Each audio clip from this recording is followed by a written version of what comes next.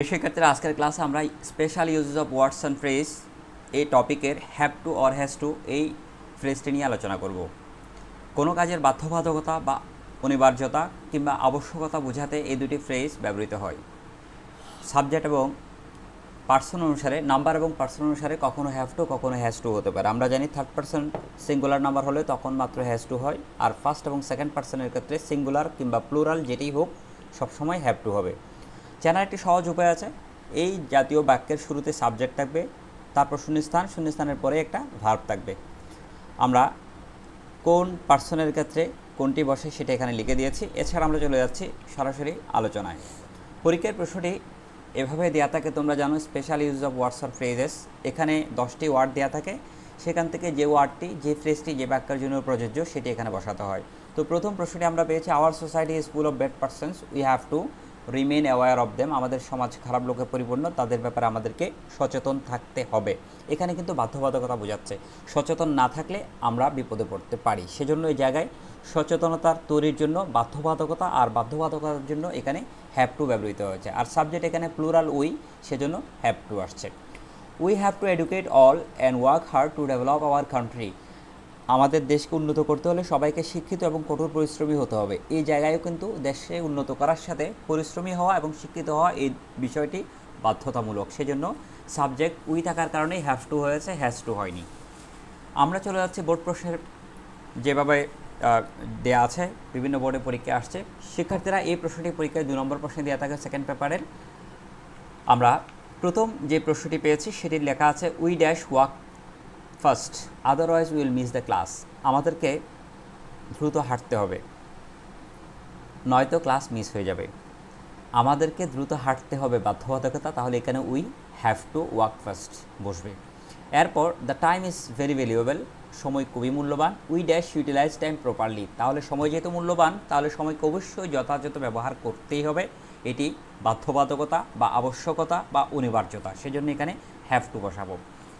এরপর দেখো I dash got the railway station by 5 else I may miss the train. আমার 5টার মধ্যে স্টেশনে পৌঁছাতে হবে, অন্যথায় ট্রেন মিস হয়ে যাবে। এখন ট্রেন মিস হয়ে যাওয়ার বিষয়টাকে যদি আমি এড়াতে চাই তাহলে আমাকে অবশ্যই 5টার মধ্যে পৌঁছাতেই হবে, না হয় ট্রেন আমার মিস হয়ে যাবে। তাহলে এই জায়গাতেও কিন্তু বাধ্যবাধকতা বোঝাচ্ছে, 5টার মধ্যে পৌঁছানো এটি আমার জন্য বাধ্যবাধকতা। সেজন্য এখানে I have to get the railway station by 5 have to বসবে। পরবর্তী যে সেন্টেন্সটি আমরা পেয়েছি সেখানে লেখা আছে the world economy is passing through a great crisis due to war situation. যুদ্ধের ভয়াবহতার কারণে বিশ্বের অর্থনীতি একটি কঠিন পরিস্থিতির মধ্য দিয়ে যাচ্ছে। দ্য ওয়ার্ল্ড লিডার্স, খেয়াল করো এখানে দ্য ওয়ার্ল্ড লিডার্স প্লুরাল কিন্তু সাবজেক্টটা। The world leaders have to concentrate on the economy and security of the common people. বিশ্ব নেতাদের সাধারণ মানুষের অর্থনীতি ও নিরাপত্তার বিষয়ে মনোনিবেশ করতেই হবে। তাহলে এখানে যেহেতু ওয়ার্ল্ডের ইকোনমিক সিচুয়েশনটা খারাপ হয়ে গেছে, সেই খারাপ অবস্থা থেকে পুনরুদ্ধার করার জন্য এবং সাধারণ মানুষের নিরাপত্তার জন্য বিশ্ব নেতাদেরকে সতর্ক হতেই হবে, তাদেরকে অবশ্যই এদিকে কনসেন্ট্রেশন বা মনোনিবেশ দিতে হবে। সেজন্য এখানে হ্যাভ টু বসবে। সাবজেক্ট কিন্তু প্লুরাল, তাই হ্যাভ টু বসছে। পরবর্তী সেন্টেন্সটা আমরা দিনাজপুর বোর্ড 2024 শিক্ষার্থীরা এর আগেও যে প্রশ্নগুলো দিয়েছে সেগুলোও কিন্তু বিভিন্ন বোর্ডে পরীক্ষায় আসছে। We dash stop the devastating loss of our forest otherwise life on the earth will be endangered. বলা হচ্ছে আমাদের অবশ্যই বন ধ্বংস বন্ধ করতে হবে, না হলে পৃথিবীতে জীবন বিপন্ন হয়ে পড়বে। তাহলে বন ধ্বংস করার বিষয়টা আমাদের যদি বন্ধ না করি তাহলে আমাদের জীবনটা পৃথিবীতে বিপন্ন হয়ে যাবে। সেজন্য আমাদেরকে এই ডিভাস্টেটিং লস বা আমাদের যে জীবন বিপন্ন হওয়ার যে ক্ষতি, সে ক্ষতি থেকে যদি আমরা নিজেদেরকে রক্ষা করতে চাই আমাদেরকে উই হ্যাভ টু স্টপ, আমাদেরকে অবশ্যই বন্ধ করতে হবে devastating loss of our forest, বন ধ্বংস করার যে বিষয়টা সেটা বন্ধ করা। এই জায়গায় তো সাবজেক্ট উই রয়েছে প্লুরাল, সেজন্য হ্যাভ টু বসবে।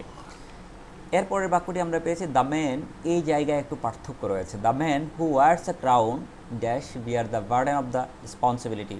বার্ডেন অফ রেসপন্সিবিলিটি, যে মানুষ মাথায় মুকুট পড়ে তাকে দায়িত্বের বোঝা বহন করতেই হবে। যে মানুষ, the man who, the man কিন্তু singular subject.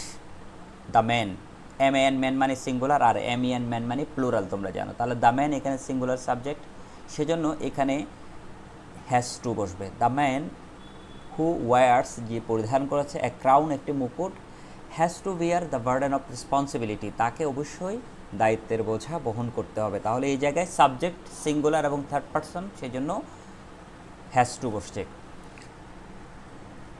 Manners makes a man অথবা ম্যানার্স মেক এ ম্যান, ভদ্রতা মানুষের, সত্যিকারের ভদ্রতাই মানুষকে সত্যিকার মানুষ করে, অথবা বলা হয় ব্যবহারে বংশের পরিচয়, এরকমই বলা হয়ে থাকে। স্টুডেন্টস, এখানে সাবজেক্ট কিন্তু প্লুরাল, স্টুডেন্ট নয়, students plural. Students have to practice, শিক্ষার্থীদেরকে অনুশীলন করতে হবে গুড ম্যানার্স, ভালো আচরণ, ইন এভরিডে লাইফ, প্রতিদিনকার জীবনে। তাহলে এই জায়গায় হ্যাভ টু বসবে। My college is far away from our home, আমার কলেজটি বাসা থেকে অনেক দূরে। ফার অ্যাওয়ে মানে হলো অনেক দূরে, ফ্রম আওয়ার হোম আমাদের বাড়ি থেকে। আই ড্যাশ, আই কিন্তু ফার্স্ট পারসন এবং আইয়ের সাথে অবশ্যই হ্যাভ টু বসবে। I have to walk long way to go to my college, আমাকে কলেজে যেতে দীর্ঘ পথ হাঁটতে হয়, এই জায়গায় হ্যাভ টু বসবে। পরবর্তী যে সেন্টেন্সটা আমরা পেয়েছি দিনাজপুর বোর্ড 23-এ, সেটি আসছে deforestation is matter of great concern, বন উজাড় অত্যন্ত উদ্বেগের একটি বিষয় হয়ে দাঁড়িয়েছে। We dash take immediate steps, immediate step মানে তড়িৎ পদক্ষেপ, জরুরি পদক্ষেপ নেওয়া, অ্যাগেনস্ট বিরুদ্ধে, cutting down trees at random, নির্বিচারে বন উজাড়ের ব্যাপারে বা বন নিধনের ব্যাপারে আমাদেরকে অবশ্যই তড়িৎ পদক্ষেপ গ্রহণ করতে হবে, জরুরি পদক্ষেপ গ্রহণ করতে হবে, ইমিডিয়েট স্টেপ নিতে হবে। উই, এখানে সাবজেক্ট কিন্তু প্লুরাল, সেজন্য এখানে কি বসবে? হ্যাভ টু বসবে। তাহলে we have to take immediate steps against cutting down trees at random. Next সেন্টেন্সটি আমরা পেয়েছি sometimes we dash accept something unwillingly for the sake of peace, কখনো কখনো আমাদেরকে শান্তি বজায় রাখতে অনিচ্ছে সত্ত্বেও কিছু মেনে নিতে হয়, আমাদেরকে মেনে নিতে হয়। That means we are bound to accept, আমরা মেনে নিতে বাধ্য হই। বাউন্ড টু মানে হচ্ছে বাধ্য হওয়া। এই বাধ্যবাধকতা বোঝাতে বা আবশ্যকতা বোঝাতে বা অনিবার্যতা বোঝাতে আমরা বারবার হ্যাভ টু ব্যবহার করছি। এখানে subject plural, we first person. তাহলে উই হ্যাভ টু অ্যাকসেপ্ট, আমাদেরকে মেনে নিতে হয় সামথিং, কিছু বিষয়, আনউইলিংলি অনিচ্ছে সত্ত্বেও, for the sake of peace, শান্তির জন্য হ্যাভ টু বসবে। You dash follow traffic rules, তোমাকে ট্রাফিক আইন মেনে চলতে হবে। You cannot drive as you like, তুমি যেমনটা ইচ্ছে তেমন গাড়ি চালাতে পারবে না। তাহলে এই জায়গাতেও কিন্তু রাস্তায় গাড়ি চালাতে হলে তাকে ট্রাফিক আইন মানতেই হবে, এটা তার জন্য বাধ্যবাধকতা। ইউ কিন্তু সেকেন্ড পারসন, তাই এই জায়গাতেও হ্যাভ টু বসবে। থার্ড পারসনের সাথে শুধুমাত্র হ্যাজ টু হয়, তাহলে এই জায়গায় হ্যাভ টু বসবে। শিক্ষার্থীরা, আমরা শেষের দিকে চলে আসছি। অল প্যাসেঞ্জার্স, এই সাবজেক্টটি কিন্তু plural. Fill an immigration form on arrival, it is mandatory, এটি বাধ্যতামূলক। সকল যাত্রীকে বা প্রত্যেক যাত্রীকে আগমনের সময় ইমিগ্রেশন ফর্ম পূরণ করতে হয়।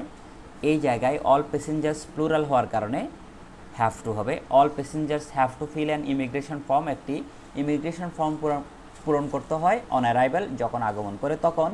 ইটস ম্যান্ডেটরি, এটি বাধ্যতামূলক, এই জায়গায় হ্যাভ টু বসছে। There is a charitable dispensary in our locality, আমাদের এলাকায় একটি দাতব্য চিকিৎসালয় রয়েছে। None dash pay for the service, এখানে কাউকে সেবা নেওয়ার জন্য টাকা দিতে হয় না। কাউকে মানে একজনকে বোঝাচ্ছে। তাহলে নান একটা থার্ড পারসন সিঙ্গুলার ওয়ার্ড, কাউকে না, একজনকেও না, তাহলে নান সিঙ্গুলার সাবজেক্ট, সেজন্য এখানে নান হ্যাজ টু পে হবে। Has to pay for the service, এই সেবা নেওয়ার জন্য কাউকে কোনো টাকা পরিশোধ করতে হয় না। সর্বশেষ সেন্টেন্সটা আমরা পেয়েছি we dash stop cutting down trees, আমাদেরকে অবশ্যই গাছ কাটা বন্ধ করতে হবে। Deforestation is detrimental to environment, বন নিধন বা বন উজাড় পরিবেশের জন্য অত্যন্ত ক্ষতিকর। তাহলে এই ক্ষতিকর অবস্থা থেকে যদি আমরা বাঁচতে চাই, আমাদেরকে অবশ্যই স্টপ করতে হবে কাটিং ডাউন ট্রিজ, গাছ কাটা। উই সাবজেক্ট রয়েছে প্লুরাল, সেজন্য এই জায়গায় হ্যাভ টু হবে। Rani is an examinee, Rani she is an girl, একজন মেয়ের নাম, তাহলে কারোর নাম মানেই থার্ড পারসন। এবার আসো শি, আবার ওই রানীর এখানে প্রোনাউন শি আসছে।